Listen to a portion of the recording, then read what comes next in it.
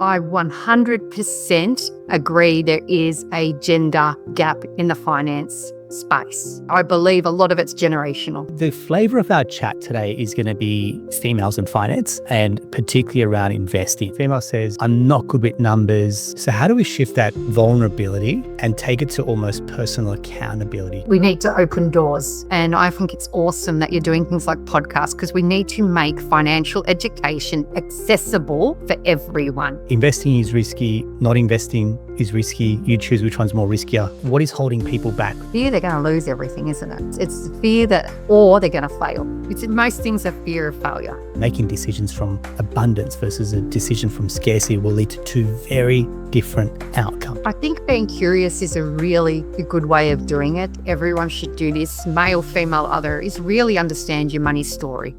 G'day everyone, welcome back to another episode of the Australian Property Investment Podcast.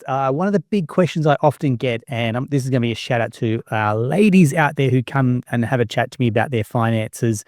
I'm going to put this on the table. I think far too many podcasts, particularly in the finance and property space, are heavily stacked towards male energy, and I think the women get left behind. I say that purely because my wife Bernadette tells me that as well. So this is me coming from a male angle. I've genuinely been looking for someone to come in that owns this space, that can talk to the dynamics between masculine and feminine energy. So this is something that you're struggling with, or this is something that's kind of crossed your mind. This episode is for you. We've brought someone in. As part of my research, I look far and wide for really, really good guests who bring a lot to the table. Amanda Thompson was featured in the AFR in a really, really good article, which I'll include links to below as well. And it really caught my attention. Reached out to Amanda. You'll see to her credit and her character, she's a very giving person with her knowledge and insight. So, Amanda Thompson, welcome onto the podcast. How you doing? Oh, I can leave now. You just made me sound awesome. Can we stop while I look good and sound good? Hey, we've got plenty. Don't sell yourself short. Let me just give you a quick couple of points here in terms of who we're going toe to toe with today. A 3-time Ironman you've qualified 3 times. You've suffered a heart attack and single parent. This is enough on your plate, mate. So to then, persevere and push through your business, I gotta say kudos to you. Thank you. It's all linked and learning experience, isn't it? It makes us more real. And if we can share our vulnerability, like why you do the podcast, then we're giving back to community.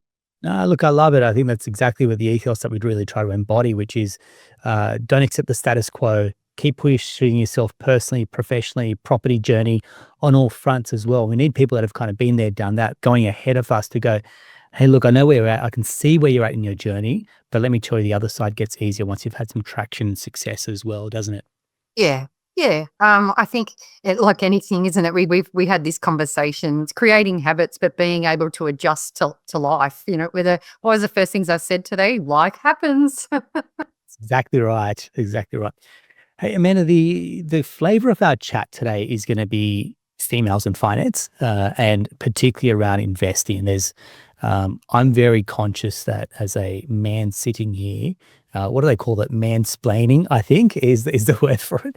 But I don't want to have a token conversation around gender and investing in property. I think there's a real femininity that comes with investing. And the reason why I want to kind of put this on the table here is femininity really gravitates towards stability, security, for example, a little bit of safety. Masculine energy really rewards action taking, risks, competitive behavior, for example. I'm not making these stereotypes. This is all the research that I've done leading into this. So I want to be very, very open about this. I'm not trying to offend anyone here, but I do think there is a role to play around biology and property investing and finances as well. What has been your experience? I think you're right in that I believe that we're all driven by fear. When we want to go and do something with money, whatever it is, male or female, we're driven by fear. But I think those characteristics that you just explained is the different parts of fear or the way people react to that feeling of fear. And so women will tend to retreat inward and want that safety and want that security, tend to be a bit more conservative because of the fear. Whereas men, that's that real, it's that caveman, oh, let's go get this done. I can fight this. I'm going to go forward. And so what we find when we, and I'm the same and through my career, is that we do well, I believe that we do need to speak or deliver different projections or the way we deliver our advice to males versus females. Yep.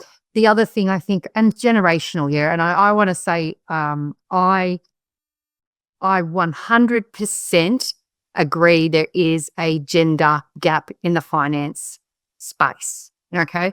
But I believe a lot of it's generational. So what we're trying to do is change the generations that come, because we are still playing catch up from the generations before us where women weren't involved as much. Women stayed at home. Women weren't even allowed to work up until I think it was 1952 under the marriage ban. If they were married, they couldn't work.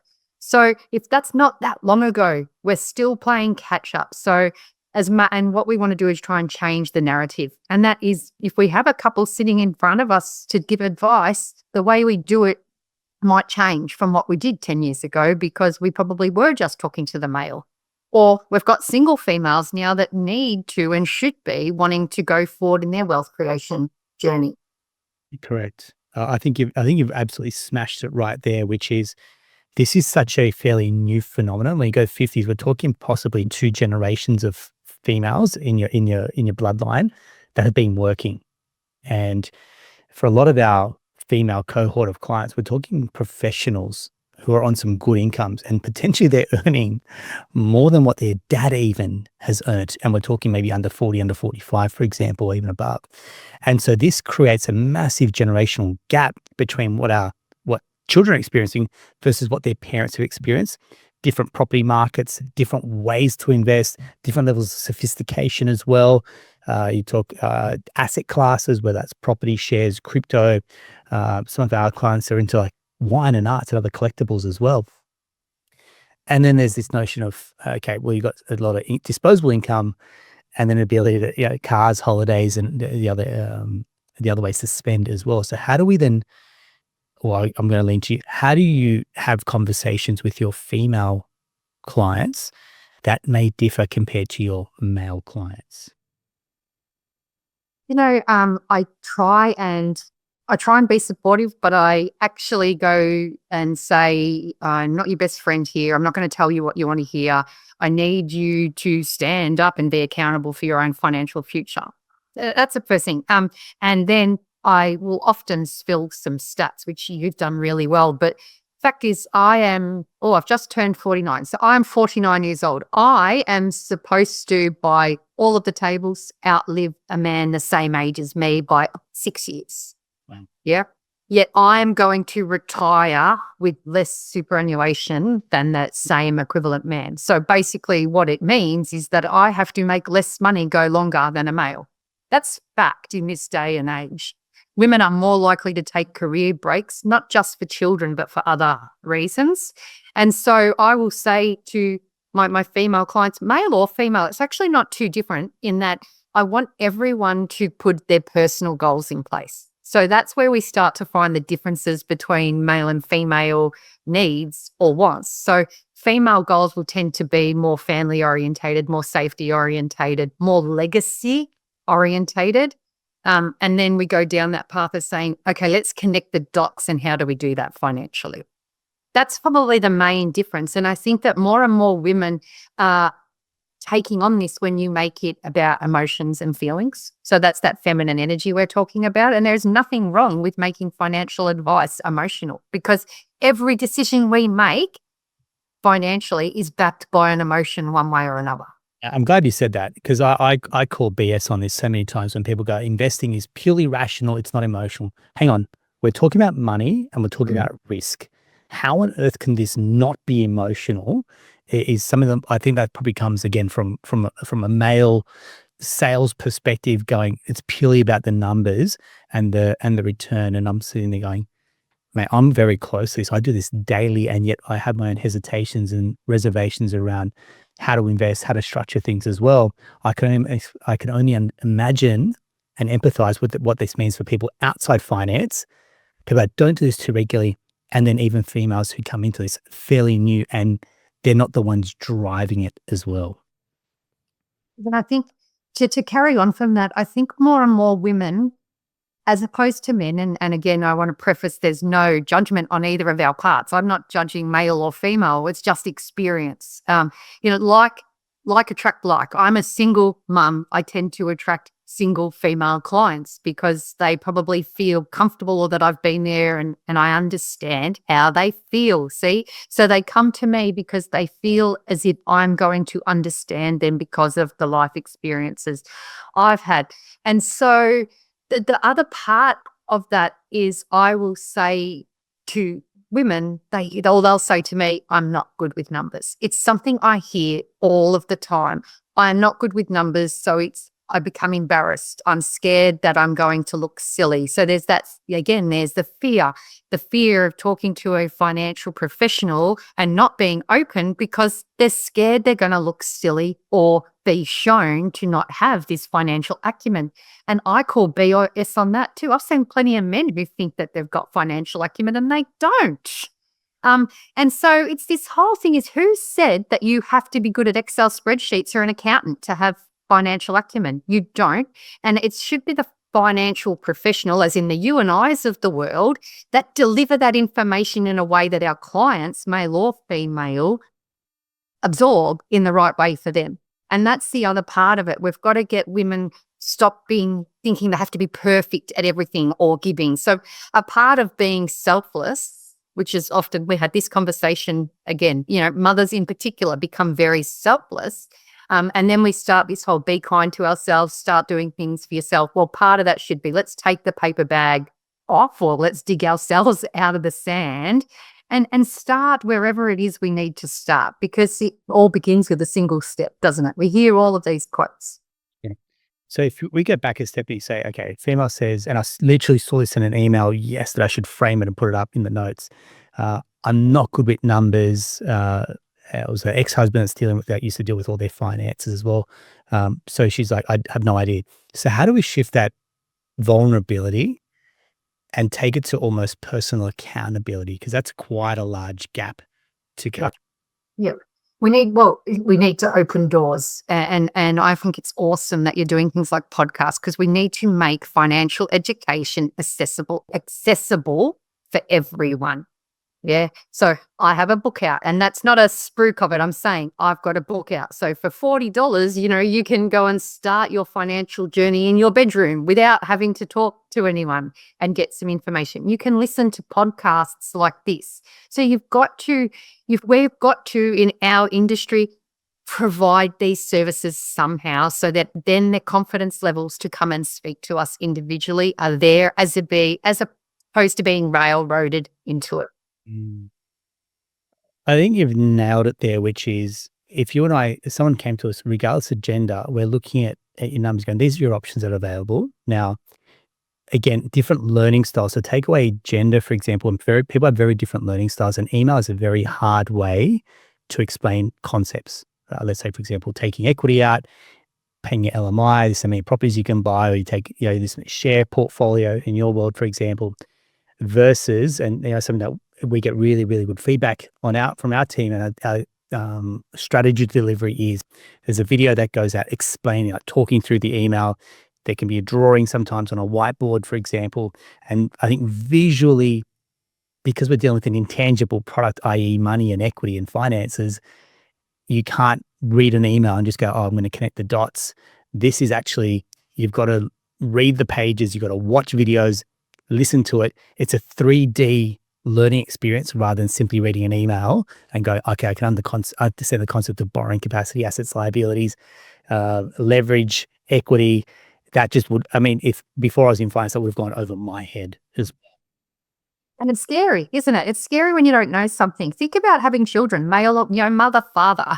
And I use this example in finance all the time, is that when we become parents, and anyone else I know, so when my siblings I've become an auntie, I'll say, listen to the advice that anyone wants to give you. Listen to their stories, more importantly, because advice normally comes through storytelling. And then you decide what advice you want to keep or not, what suits you. And you actually start to have an understanding of your beliefs. It's the same with money. The more information you can gather, then you will start to say, okay, I get this property thing. I get what an LVR is. I get how to manage risk, and whether I'm borrowing less or I've got more equity, however that works, there's a comfort factor in the knowledge, isn't there? Absolutely. Absolutely. There's something that I pulled out from a lot of your copy as well. And as I did my research, there's one saying that really stood out to me. You have two choices: keep struggling with money or take control of it. How do you kind of Superman stance? How do you kind of dominate your money? Because I've got a saying that says, state of wallet equals state of mind. When your cash flow is strong, savings in the bank, there's a sleep at night factor there. The world spins better. When you're running too close to the bone, you're making, I guess, poorer decisions. Not literally poorer decisions, but you're making decisions from a place of lack or scarcity. So when you have that frame around people are struggling with money and this can continue to compound, even though people go on to earn more money, those issues compound even more because there's just more to play with, versus how do you take that control back over your money? We've established I'm a bit of a sporty person, so I can put any analogy to sport as well. And there's no, It's a great leveler in terms of being able to explain it. yeah. So I believe that sleep test for everyone, number one. Yeah, sleep test doesn't mean you can't push the boundaries a little bit, because we don't know what we don't know either. So I think creating habits. So we had this conversation, and it's something that people say, you don't go and run a marathon. You may think you want to do a marathon. Your first training session is not going out and running 42.2 kilometers. You are going to cry all night and never want to touch foot to road ever again if you go and do that. What you do is you start slower and you actually start less distance.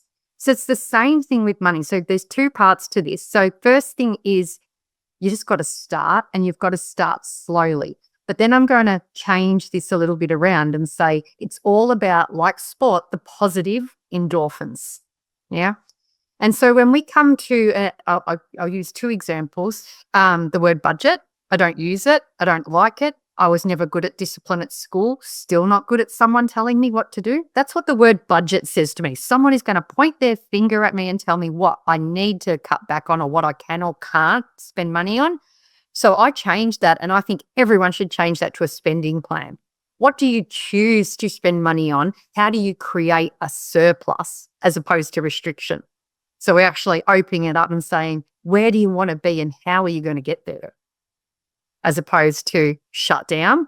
And the second thing is, my second example is, let's say a home loan. Yeah, we all know, the majority of us know that we will never miss home loan repayments, bad credit rating, all of these things. But we don't really see the value of that.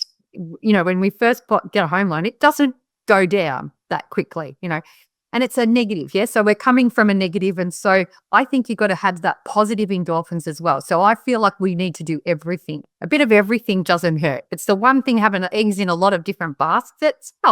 So your sleep test could be X amount of money sitting in the offset account of your mortgage, for example. Start slow. Start with what you know you can do. $50 a week. If it's $50 a week, all of a sudden you stop your review. If you've been doing that, you feel good. You've got that rush of energy because you've succeeded in something. You're going to challenge yourself. I'm going to try and do $70 now. And so you're slowly building up. And what we're doing is creating this rolling positive effect, as opposed to that I want to save 10 grand. How do I do it? And you don't ever start, because it's like, where am I going to get 10 grand from? Oh, thank you. So I guess the part here then is, okay, logically or rationally, I know we should be investing. Emotionally, there's an element of risk. I mean, investing is risky. Not investing is risky. You choose which one's more riskier based on, I guess, your risk appetite is what the banky word for it is. So again, strip away gender, what is holding people back? From your experience, what's the blockage here? Because I know from my experience what happens. From your perspective, what is that blockage for some people? Fear they're going to lose everything, isn't it? It's fear that, or they're going to fail. Most things are fear of failure. Yeah. And it's that whole, I was only speaking to someone the other day. I love the Michael Jordan quote that says, I miss 100% of the shots I don't take. Yeah. I love that quote. It's anything in life. And so we talk about this risk appetite, and this is where it becomes really individual, and you need to start slow, because if fear is holding you back, which it normally is, there's no use jumping into that freezing cold pool. Go lukewarm first and get used to, the ice bath concept. So start slow, get your information and speak to people. And it should be, I really do believe this, Aaron, is our job as the financial professionals to help guide and ease those nerves. We're not here just to point fingers and go do this. We don't want AI to take over our businesses. We do not want AI to take away from what we can do best, and that is personal connection. So if you don't feel a personal connection with your financial professional, I call that you're with the wrong person, because you should be feeling comfortable with that person to start with. It's like no different than a doctor, isn't it? You go to a doctor. If you're not comfortable, you're not going to listen to whatever they tell you. Yeah. It'll go in one ear, out the other, and you'll still leave fearful. And the part there is the onus then goes on you to then look for a second opinion. And I think that's the next part, which is you can throw your hands up and say all doctors are bad, or you can keep knocking on doors till you find the right doctor. I think there's a level of resourcefulness, there's a personal level of accountability. Go, just because one didn't work out doesn't mean they're all bad. You just haven't found the one that you clicked with as well. So if that's you, and you listen and you're being told no. And so many clients come to me going, my previous broker said no, or bank said no. I was like, do not take no for an answer. And that may even be from us. It's like, do not take no for an answer. Come back, push the boundaries and go, but why? And be curious. And it's, again, something that we'll do consistently, even with our own clients, when they've got the ability to go and buy 6, 7, 8 investment properties and they don't. I'm just out of curiosity. Why? Because in 10, 15 years, just like you said, Amanda, you'll regret the shots you didn't take. You don't want to look back and go, we had the opportunity, we missed out, and now you're dealing with regret. And I've done another podcast with my coach where we talk about that feeling of regret or resentment, for example, and you can't change the ship, that ship has sailed, and now you'll look and move forward as well. So making decisions from abundance versus a decision from scarcity will lead to two very different outcomes. I can tell you that from personal experience as well. I think being curious is a really good way of doing it. And I try, well, and I believe everyone should do this, male, female, other, is really understand your money story. And if you haven't already, probably getting a money coach on your podcast would be really cool. Someone that talks about that money mindset, is that our histories are all different. So the way we learnt to value or not value, abundance, scarcity, your history as a child and your experiences of watching money potentially, or if you had to work young and hand over all your money to your parents, that's going to develop a different mindset than someone who didn't even have to pay board until they were 30 or so, things like that. So you've got to understand your own story. Then it's up to you to say, now I understand why I am the way I am. Do I want to stay there, or do I want to try and change this? So it's still an education process, isn't it? That you're just looking inward. And you're taking one person, you put a couple together, and you're dealing with, again, legacy issues that I can't sugarcoat it. Talking about money is extremely uncomfortable. But when you think about coming together and merging your finances, if I was to do a merger with another business, the first thing that we'd be looking at, aside from cultural fit, is looking at our financials. And if you're coming together as a couple, I'm not saying make this a business relationship, but money is an element that you cannot hide from. If they were bad with their time management, you'd call that out. If we're not calling out bad with money, and we're going to kind of put our finances together and sweep things under the rug, you can only expect that things will exasperate until it gets to the point of, I guess, a breaking point or a moot point in a relationship, versus, hey, it might feel uncomfortable to have this discussion now, but we're better off ripping this Band-Aid rather than kind of letting it just linger and fester below the surface until, it hits the fan as well. So yeah, let's put that down as our money coaching session. We've probably dealt with it in our own relationships. And I think that's what gives us a level of empathy and understanding to go, mate, every couple goes through this. Why are we walking around pretending like it's not a thing? When I deal with couples, I always make my couples go and do their goals separately. Don't sit there and do joint goals because you're not going to be completely honest. You know, husband or man, female, one partner, other partner, whatever it is, they're going to have different goals. What you hope for is when they come back with their list of their top 10 and sit there and share with each other, there's two things that will hopefully happen. You'll actually get a better understanding to what drives your partner when you talk about what your goals are and why it's important to them. And two, you hope that there's some common goals there. And then all of a sudden, what you're doing is coming with an understanding to then create a unified goal and a way to get that goal. A little bit. I love it. I guess the next question here is most, and it's something that you've referenced as well. Most women are taught to be careful with money, to save, to cut back, and to play it safe. Now that again is I won't say playing a small game. It plays a safe game, which again kind of leads back into say that ability of security. I don't want to rock the boat financially. Yes, I could do it, but doesn't mean I have to do it. And I think this kind of permeates in conversations like the house, the owner occupied that they're in. It's like, we have to pay this off before we can invest, or I do not want to use the equity in my home to go and buy an investment property. This is dangerous. And I'm sitting here going, that is not dangerous. There is a safe way to invest. The equity in your house is there for a reason to go and, build a property portfolio, or even just buy one investment property. Yet it's somehow hardwired into one partner to go, this does not seem like a good idea. So if we're having these conversations, how do we, one, unpack it, two, dispel any myths that are coming up, because they are myths. I've got to be honest with you. Anyone that says using my house equity is dangerous, I've got to tell you, you're absolutely wrong. It would only become dangerous, one, is if you cross-securitize property, sold it for a loss, you'd have some financial implications. Two, an inability to repay the mortgage, which they generally go after your investment property first before they came after your home. And in that case, you've generally got bigger issues at play. If you can't pay your mortgage, it's either health or job security, and there's income protection, then there's trauma TPD for the other option as well. So there are ways to mitigate it, and I think sometimes that comes out as a lack of, again, maybe what you're saying is lack of understanding or awareness, playing out as fear as well. So I'd love to get your thoughts on this. Oh, it's a hard one, isn't it? Because what I try to do when someone, it'd be like someone sitting cross-armed, you haven't got them. You want them to do this.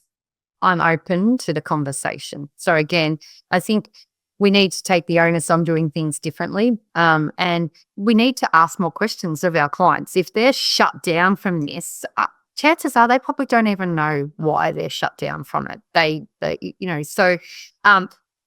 Well, I'd be throwing it back. Why? Why is it dangerous? So then what you're doing is in conversation dispelling the myths. Is this, why do you think it's dangerous? Oh, well, it's exactly what you said. It's not dangerous if we do this, this, or this. How does that feel? Again, I cannot stress more that it'll come down to a feeling. How do you feel now? Not does that make sense? They're actually two completely different questions. So often we say, do you understand? Instead of, how does that make you feel? Do you feel any differently now I've explained something? I love it. That's as almost a question then means your trusted advisor needs to be very comfortable with their own skin. I think you and I probably come across a lot in our industries where they project their own insecurities onto a client. Go, that sounds risky. Like I had someone come to me, got bounced from their broker going, that's awfully risky to go and buy that fourth investment property. I was like, that's actually the least risky thing to do. The other risky thing is just to sit here and like pay a 30-year mortgage and hope your job security is there. Like that doesn't make any sense to me. I guess I have a very different projection around risk and I see a bigger, brighter future for my clients sometimes than they see for themselves. I think you're probably the same way. You're going, we've seen the great investors and how they've taken action. It's not being silly. It's not being rash or hasty and going buying 10 properties in 1 year. It's a very measured approach. They're tactical about it. They've got a good team around them. Their mindset is locked in as well. So when you're comparing your great top tier clients, not by dollar value, but by outcome and attitude versus the low frequency clients, what differences do you start to see emerge? Do you know, there's a perfect example, and I don't know when this podcast is going to air, so let's just disclose that we are recording this after the share market yesterday just got an absolute walloping. Yeah. And so my perfect example is this is the relationship we want with our clients. And I mean, it just happens to be my dad, who has taken, of all my clients, my dad has taken forever to get him to trust me in the space that I work in. You're the worst client. Huh? Yep. But he messaged me this morning. He said, I'm not going to look at my super. I said, good, don't. It was as simple as that. He knew he didn't want to. I've given him the, okay, don't, because what benefit are we going to have looking at our super funds today after what happened yesterday?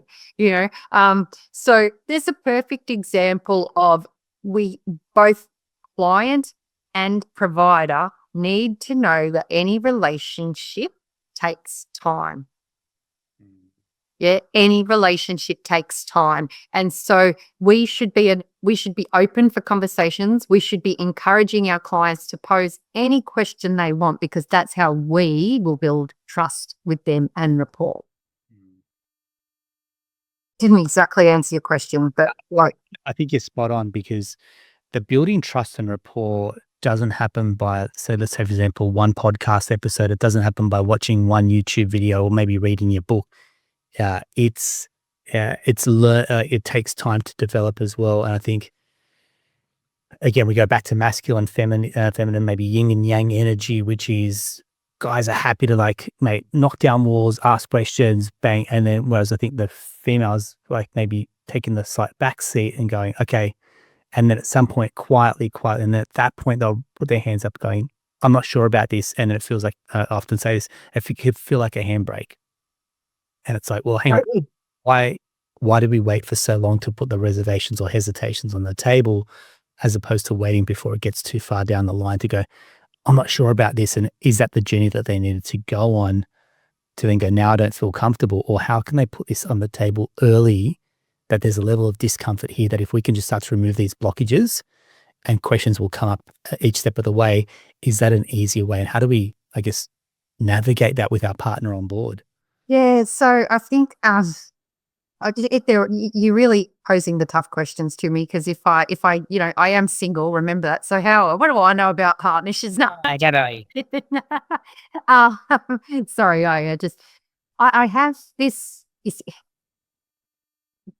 conversation, storytelling, being open, listening, whichever side of the fence we're on. You will find, generally speaking, females go slower at that buying process.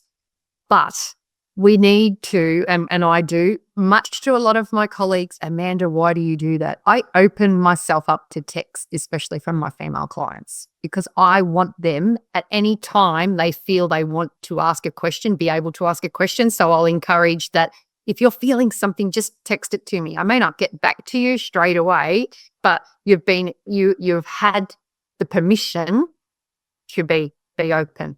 And I think that's what, especially with females, and we're talking mothers, we are, and I do, and sometimes I get so much backlash, but generally speaking, the mother is the carer of the children. Generally speaking, there's all of this data around how much time a mother takes caring, working, doing all of these things. So time is actually limited, and often it's sleep deprived, especially in the early years. So in a partnership or a relationship, we've got to be able to say, okay, just ask when you want to ask. Don't wait until the next meeting. Don't wait to this, because chances are it's or you go to my age and it's perimenopause and you've completely forgotten a day later. So if I don't ask the question yesterday, it's gone for another couple of weeks. And these are the things that women are dealing with. It's fact, yeah. And it is hormones are crazy, crazy things. I'm glad we're saying it, because I mean, I could see this firsthand. There's a massive biology play here.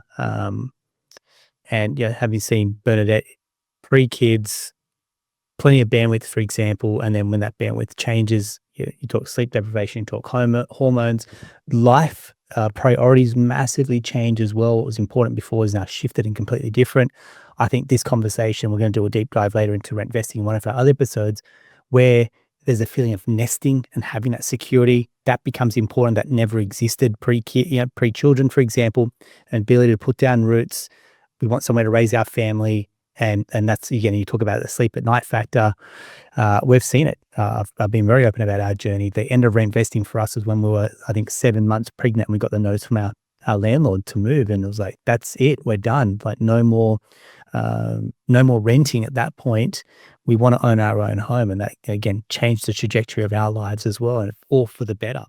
And see, I would sit here, if you were my client, I would, at that point in time, I would ask more questions. So I would say, why? Why?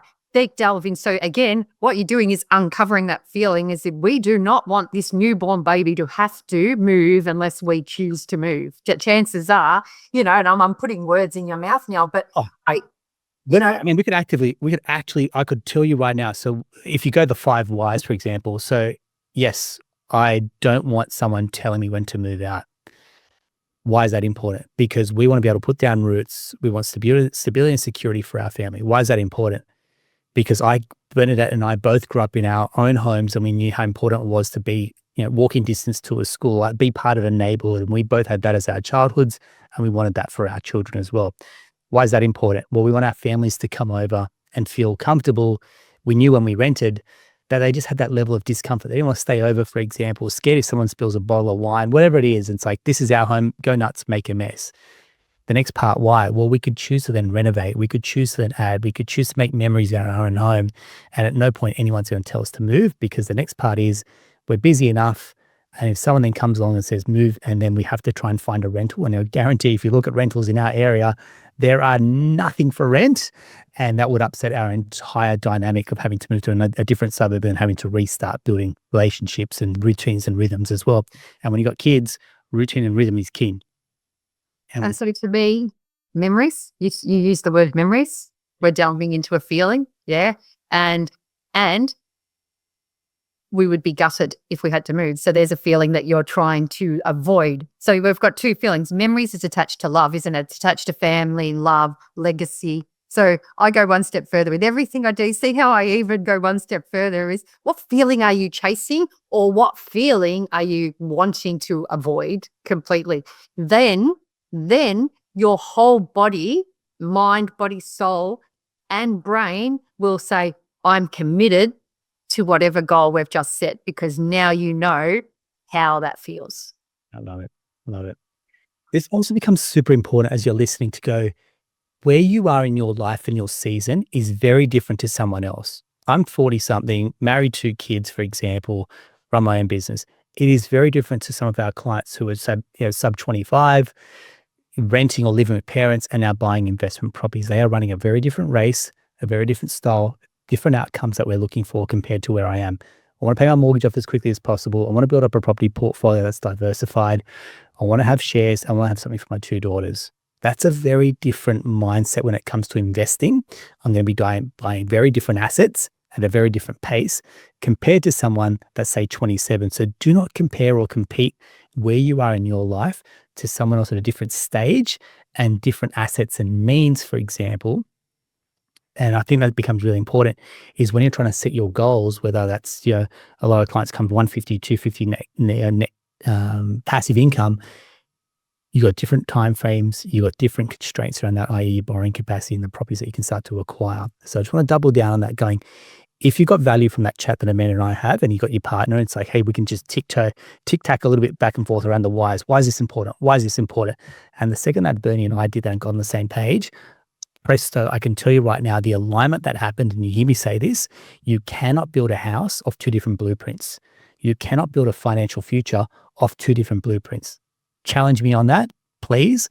But I'm telling you right now, if I tried to build a house with 2 different floor plans, God knows what that would look like. Yeah. So, Amanda, for someone listening to this, and a good way to put a bow on it, particularly around your book that you've got, what would they get from reading your book potentially? A lot of information, a lot of accessible, real information. And it's called Financially Fit Women. We had this giggle. I could have changed the color of the book and put Financially Fit Men. It was just that I wanted something that women felt comfortable doing. So it's, I've had plenty of men read it. I mean, there are some feminine traits in there because I'm a female writing it. But it takes you through the stages of life. I actually try and make it as simple as possible, and also to pick up at any stage of your life, and you can delve into any chapter further. So it's really designed to, we've got money for today, or your money stories, the first one, have this understanding of who you are. Money for today, money for tomorrow, money for retirement, money for, family, which is estate planning, superannuation, protecting your wealth. But it's kind of like an audit of your finances that you can follow this book and say, tick, that at this particular point in time is good for me, but the other two parts may not be. So it's kind of this step-by-step guide as well to what you should be looking at with all the different aspects of life and finances combined. So I feel like I've had people, it's something they'll buy for friends as opposed to give their copy, because it's one of those books that you just want to write in the columns. You want to circle, you want to highlight, so that you're actually making yourself accountable for what you're reading. That's the beauty with a really good book. Like I've got a highlighter. I'm scratching them, dog earing pages, for example. A well-read book to me shouldn't be pristine. Like some of my books, I sit in the sauna sometimes and read it, and they're all crinkled pages. But I'm like, that's a sign that you've absorbed the information in a book. So, could I hit you up? Do you reckon we can get a few copies for some listeners? Would that be 100%? Let's how many do we want? Let's go 5. Go for it. 5. So, if you're listening, and you want to get a gift for your partner, for example, or you want a copy for yourself, hit us up with a DM. Let us know financially fit, and we'll get a few copies sent out from Amanda. And thank you for my copy as well. I should have brought that into the studio, but I had to read through it, and I want to say well done to you. I think one thing you just touched on there is, wills, succession planning, estate planning. Let me just tell you, I'm probably going to do an episode with Bernie about this. We did it recently. Good Lord, that took us months to do. I'm talking about power of attorney. I'm talking about what happens to me, what happens to Bernadette, what happens to our social media accounts, what happens to our business, what happens to our portfolio, what happens to our daughters, who takes care of them. And it's take away for the fact that it's very confronting. It's quite an intense, laborious process, isn't it? True story. You've highlighted the fact that I did have a heart attack at a young age. I pride myself on being aligned with everything, and that snuck up on me not long after I'd separated from my husband. I'm the person that had the lawyer in an ICU changing my will right then and there, because I hadn't updated it. So I hadn't practiced what I preached. I was sick not long ago again, and I sent my power of attorneys to a couple of girlfriends because, my mum's still my power of attorney. She's getting older. People might question that. So the people that are important to me, I say, I'm still okay with my mum being my financial and medical power of attorney. Here's a copy of it. I'm okay with it. So they're a hard process, but I tell you what you're doing, and I've lived it with a lot of clients, you are protecting your loved ones by going down that estate planning path, because if something does happen to you, grief and money do not mix. They do not mix. I don't care. And then people can argue to the cows come home with me. I've seen it happen. You get to protect your loved ones from having to make decisions they shouldn't have to make. I agree. The best saying that I got from my coach the other day is, clarity is kindness. And that goes, in the business sense, that goes for families. If you're clear, it's not being rude. It's being, this is exactly what I want.